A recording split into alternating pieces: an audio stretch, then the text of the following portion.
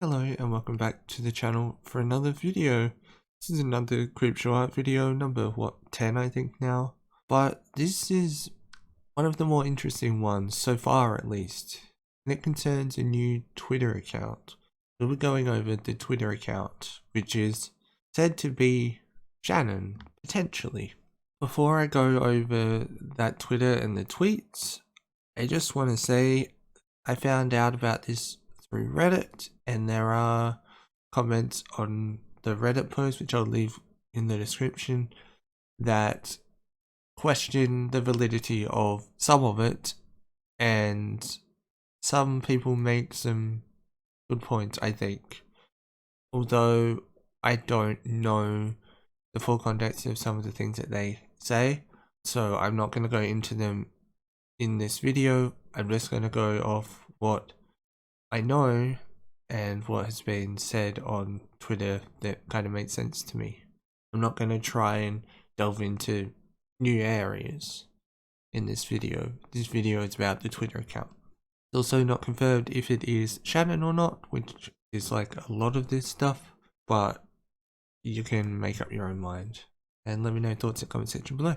So the first tweet on this account is "Leave me alone." This account, by the way, is called Creepshow Art and the ad is Creepshow Arts. Now, this is from July. I'm going to read up a bit in a second, but I just want to say that this was in July and the account was made in May.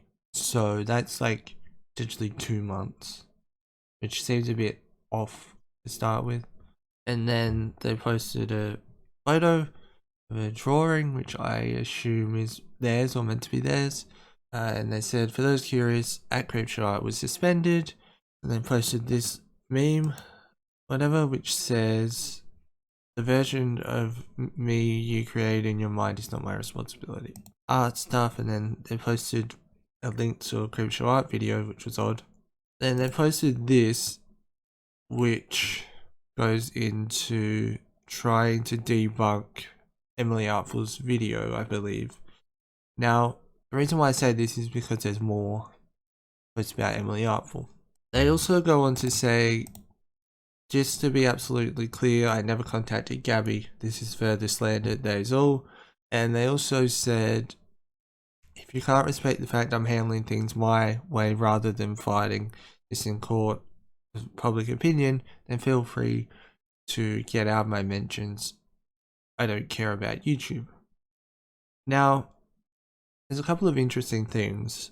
This is where it is kind of interesting, because the other people, let's say Odessa, for example, and other people who have been alleged to have been Shannon, well, they're like, "I'm not Shannon," whereas this person is saying they are Shannon, which is odd, because if it isn't Shannon, then this person is in a lot of trouble for impersonation. I'll go into their mentions shortly. They also responded to some people. They do also go on to say again that they didn't send anything to Gabby. Also says that she's innocent. Nicholas Diorio tweeted and said, "I find it absolutely insane that Tips' comment section is filled with people cautiously defending Creepshow Art because it may not have been her." And I got spammed for weeks saying there wasn't a lot of receipts on the Emily video, to which this person responded and said, "Luke and Peaches 2.0, fake ass screenshotting and zero linking evidence, and a receipt video that's still a month plus with nothing. I'm waiting for it. After I settle the legal side, I'll handle the YouTube side." They also go on to say, "After court, I'll be putting out a video," and they do actually say that they're planning on coming back. Also tweeted something from Gabby Hanna that said, "Thank you for treating me like a human being with emotions, Shannon. You have no idea how much I appreciate you right now." And said, "How soon they forget." Also mentioned about IP addresses. Now, I don't know enough about it to debunk it or whatever, so I'm not going to read it, because from what I know, it was said that Shannon posted a whole bunch of stuff on lolcow because it was the same IP address. Also goes on to say that the reality is that Emily presented a mirror universe of our reality. Her husband's drug addict ex has been a thorn in our side for years. So they go on to say them, so like our reality, my husband, that kind of stuff, which isn't something that any other account has presented so far. Although it has been said, at least at this stage, that they haven't actually proven that they're Shannon, which is odd, because it's like most of the things that have come out so far, it's like, oh, we'll prove you're not Shannon, but now prove you are Shannon. God. Anyway, let's talk about IP addresses, feedback regarding art, and then a bunch of stuff about IP addresses, and they at True Sleuth.